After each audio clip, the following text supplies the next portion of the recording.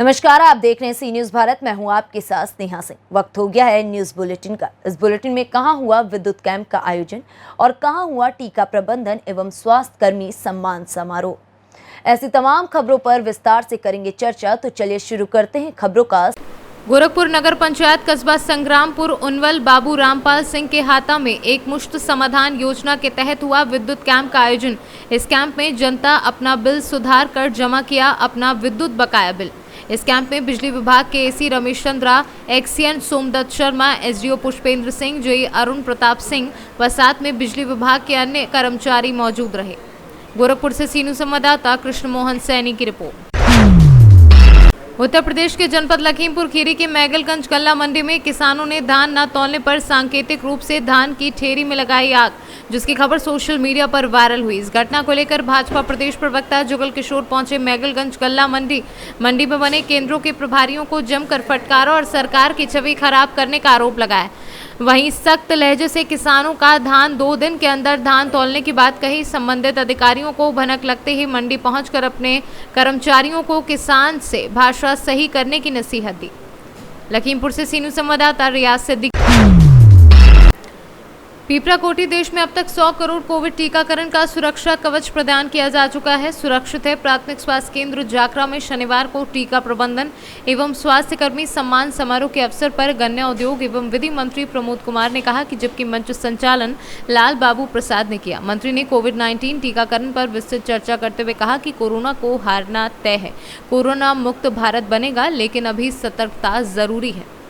आज पीपराकोठी प्रखंड के ये जो सेंटर है, ये सुबह 9 बजे से रात्रि 9 बजे तक जो वैक्सीनेशन का ये केंद्र है, जो भी ऐसे यहाँ दूसरा डोज भी पड़ गया है और जो भी लोग छूटे लोग जो त्यौहार के अवसर पर आ रहे हैं, चुनाव के अवसर पर आ रहे हैं, उनकी जांच परख कर और यहाँ पर वैक्सीनेशन 9 बजे सुबह से 9 बजे रात तक देने का ये केंद्र का आज शुभारम्भ हुआ है।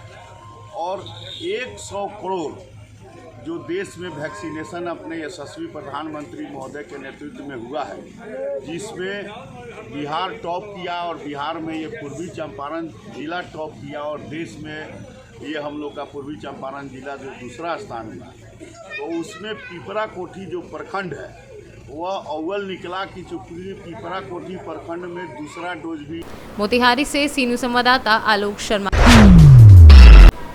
गढ़ीपुख्ता थाना क्षेत्र के गांव धनैना में नदी में गिरने से 2 मासूम बच्चों की मौत। गढ़ीपुख्ता थाना क्षेत्र के गांव धनैना निवासी कंवरपाल का 7 वर्षीय पुत्र हिमांशु व जगपाल का 8 वर्षीय पुत्र राम भरोसे गुरुवार की शाम गांव के अन्य बच्चों के साथ गांव के पास स्थित नहर के पास घूमने आए थे। गांव मादलपुर के पास अचानक बच्चों का पैर फिसल गया, जिससे बच्चे नहर की झाल में जाकर गिर गए, जिससे इनकी मौत हो गई।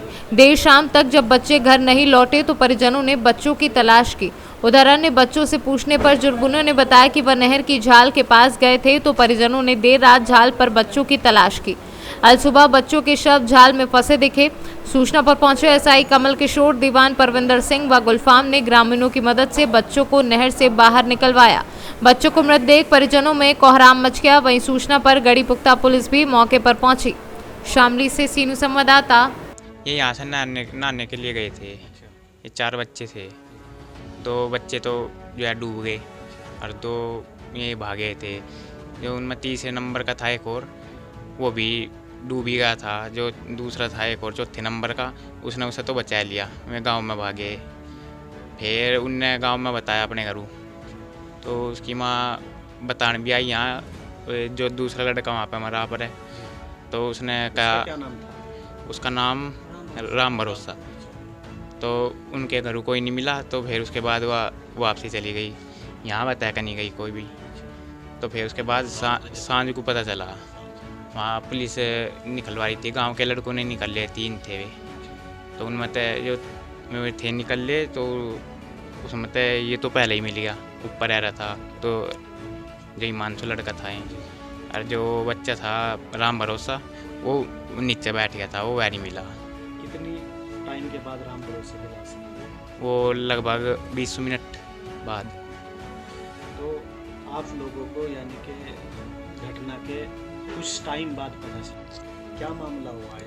ये छोटे छोटे बच्चे थे, खेलते खेलते एक दूसरे बरगलाए, ये खेलते नहर के पास पहुंच गए। तो वहाँ नहर तो मर रही थी उस टाइम पे, नहर में पानी नहीं था।